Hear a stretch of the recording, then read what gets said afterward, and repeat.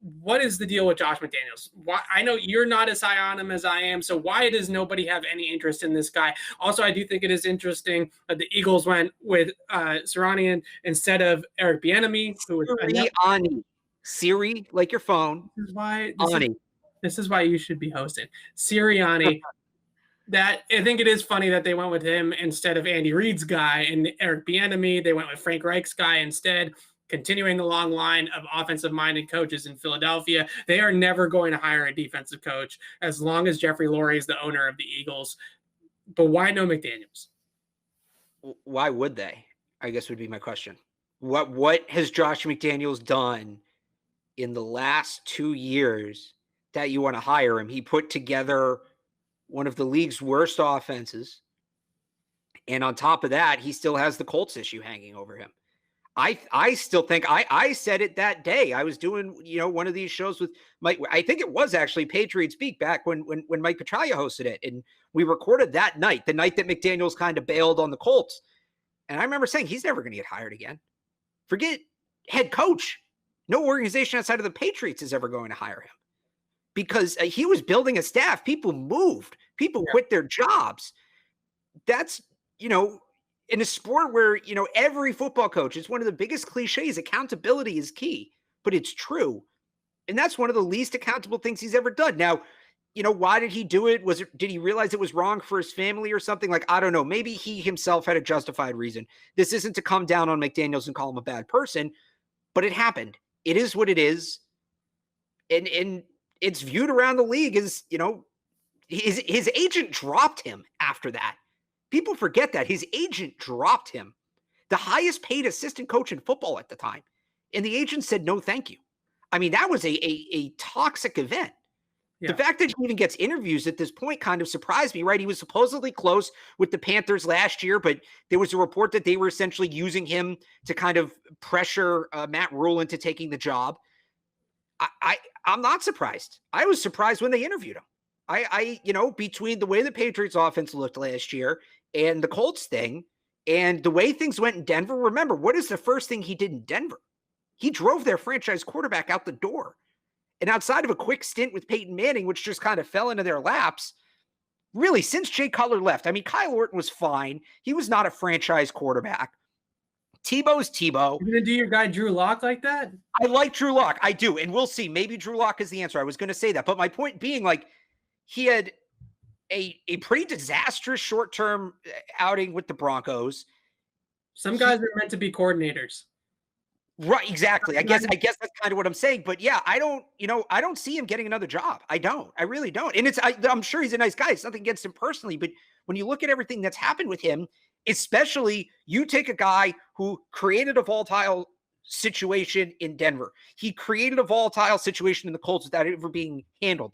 And you're going to put that guy on this Eagles team right now? It's like, the meme with the guy and he's boiling oil and he throws the French fries in and the whole thing explodes. I mean, that's kind of what adding Josh McDaniels to that locker room would be right now. They don't even know who their quarterback is. So right. Yeah, I'm not surprised they passed on him. I'm not surprised he's not getting more interest. People were surprised when the first round of interviews came out, and it was a lot of the names we expected. Robert Saleh, Eric Bieniemy, who should be hired, by the way. In Buffalo, why am I blanking? Brian Dable, thank you. It was where's McDaniels? He's back in New England where he should be. I'm not surprised at all. To me, this is a great example of some guys are just meant to be coordinators. Some guys are just meant to be position coaches. Some guys are just meant to be coordinators. The Patriots have a bunch of those guys in the past. Dante Scarnecchia never wanted to climb up the ladder. Was happy as an offensive line coach, was one of the best position coaches of all time in NFL history, and deserved to be a Hall of Fame. But at the same time, he did not want to be an offensive coordinator. He had a ton of say in sort of the big picture, especially in the run game designs of how the Patriots ran their offense, but never wanted to actually have the title offensive coordinator.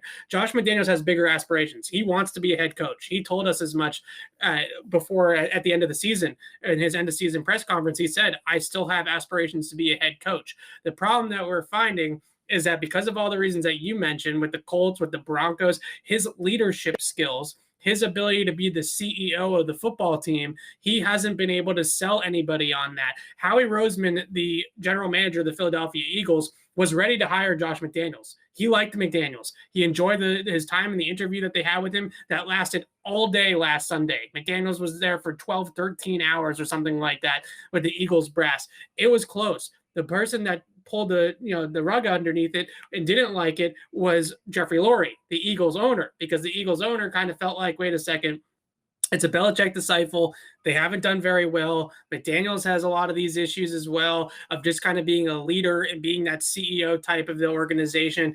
I'm not 100% sold on this. Let's continue to do our due diligence and look at some other guys. And that's what ended up happening. And here we are sitting, and they didn't hire Josh McDaniels. And I think that this is going to be Josh McDaniels' destiny to just be an offensive coordinator. And I think he's a pretty good offensive coordinator. I think he gets a lot of flack for not having great talent the last couple of years. Is he the best play caller? No. Sometimes the situational play calling, the second and longs, the third and longs where he's calling screen passes, when he's not really dialing up anything creative, it gets frustrating. I get it. It's not always the best. When it comes to play designing, game plans, in-game adjustments, offensive philosophy, and just sort of the big picture of offense, Josh McDaniels knows what he's doing. He's a pretty good coordinator in that respect. But is he the guy that's going to be that front of your franchise, put him in front of the podium? This is our head coach. For any other team in the future, I don't think I see it. And the Patriots, in a lot of ways, are going to benefit from that, and that they get to keep McDaniels. But there's also that argument of, when's something else is going to come in? When's that extra little flavor of new going to be able to come in here and somebody different? And I think that's where that quarterbacks coach position, where they hired Jed Fish last year, didn't necessarily work out in terms of the end result. But that's the idea, right? Is to get somebody in that quarterback coach role to be able to go through and be something a little bit different and give McDaniel some fresh ideas and a fresh perspective into this offense. Hopefully they can find somebody, not Adam Gase, please, somebody else that can do something like that for McDaniels. But I do think that a lot of the flack that McDaniels gets for the last couple of seasons is unfair.